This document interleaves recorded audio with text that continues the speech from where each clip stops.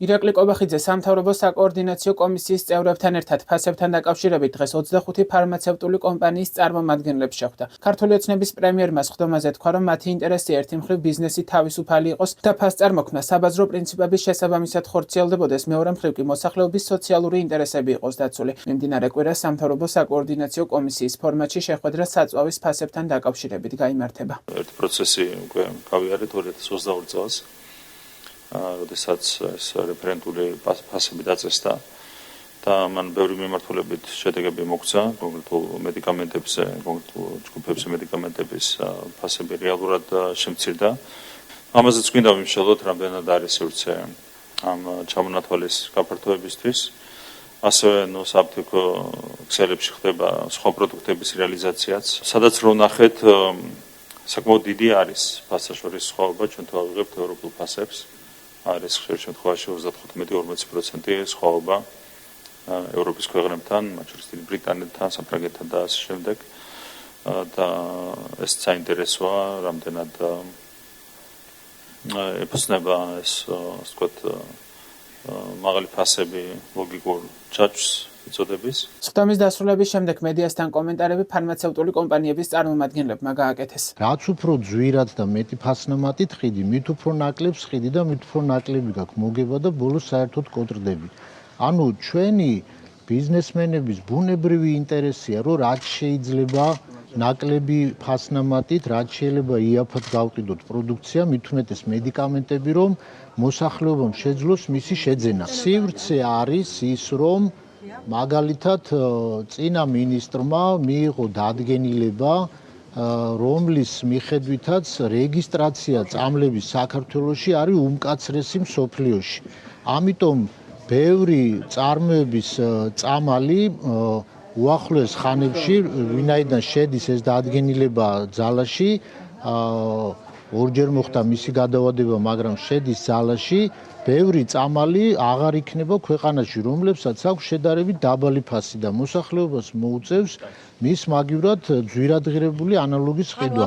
სწორედ არა, ხა გაუქმდება თუ შეიცვლება თუ გადახედვა მოხდება, ამაზე მივიღეთ სწორედ ასე ვთქვათ აზრი მთავრობიდან, რომ მოხდება ამის განხილვა. მედიკამენტების 70%-ზე დარეგულირებულია ფასი და ეს მედიკამენტები აბსოლუტურად ხელმისაწვდომი არის. ეხლა მე როგორც ვიცი და როგორც მესმის ეს ამბავი და ზოგადად ძვირიან მედიკამენტებს სამწუხაროდ ეხლა ჩვენ ჯიბე თუ ვერ გაწდება, ეგ პრობლემა არის და მაგას რა ვიცი, არ ჭირდება ქვეყანაში მუშიპოს ზრდა და მოსახლეობის შემოსავლის ზრდა. ჩვენი აზრი არის, რომ ადგილობრივი წარმოების წილი უნდა გაიზარდოს და ამ მხრივ ჩვენი ქვეყანაც უნდა დაეწიოს იმ ქვეყნებს, ვისაც ადგილობრივად სადაც აწარმოებენ მედიკამენტებს და შედარებით იაფი გამოზდის აქედან გამომდინარე. კობახიძის სამთავრობო საკოორდინაციო კომისიის საქმიანობას საცირკო წარმოდგენას უწოდებენ ოპოზიციაში. ოპონენტები ქართულ ოცნებას ფასების ზრდის რეალურ მიზეზებს ახსენებენ. ის საცირკო წარმოდგენა, რომელსაც ეხლა თვალყურს ვადევნებთ, რომ თითქოს რაღაც სამთავრობო კომისიები იქნება და ეს სამთავრობო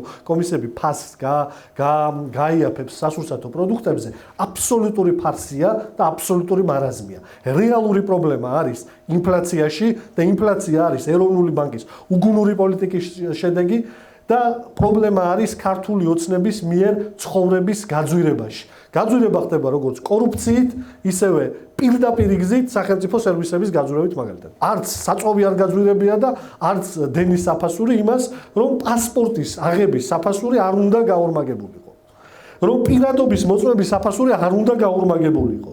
რომ ჯარიმები ტაქსის ადგილას პარკირებაზე არ უნდა გაორმაგებულიყო. ჩვენ დავაინიცირეთ საკანონმდებლო ინიციატივა მინიმალური ხელფასის შესახებ. ეს არის ის მინიმალური გარანტია, რომელიც ექნება ჩვენს მოქალაქეს იმისთვის, რომ ელემენტარული საჭიროებები აინაზღაუროს და დაიკმაყოფილოს. შესაბამისად, ეს არის ძალიან მნიშვნელოვანი ინიციატივა, რომელიც ოცნებამ გაურკვეველი ვადით გადადო განსახილველად და აქაც ჩანს, რამდენად არის ოცნების მიზანი რეალურად მოქალაქეებზე ორიენტირებული პოლიტიკა აწარმოოს და შეამციროს ფასები. ამ ყველაფერს დღესდღეობით, რასაც ვუყურებთ ჩვენ, ეს არის უბრალოდ პროპაგანდისტული ფარსი, ეს არის შეხვედრები, რომელსაც ოცნება არაპროფესიონალურად, არაკომპეტენტურად ახორციელებს. 2025 წლის 24 დეკემბერს ირაკლი კობახიძემ სოციალურ ქსელში ვიდეო მიმართვა გაავრცელა და თქვა, რომ სასურსათო პროდუქტზე ქართულ და ევროპულ ფასებს შორის სხვაობა დიდია. მან სამართალდამცა უწყებებს მოუწოდა სიღრმისეულად შეისწავლონ საკითხი და დაადგინონ, ხომ არ იკვეთება კონკრეტული სუბიექტების საქმიანობაში სისხლის სამართლის დანაშაულის ნიშნები. ამის შემდეგ კობახიძემ სასურსათო ფასებთან დაკავშირებით სამთავრობო საკოორდინაციო კომისია შექმნა. ქართული ოცნების პარლამენტს კი საპარლამენტო საგამოძიებო კომისიის შექმნა დაავალა.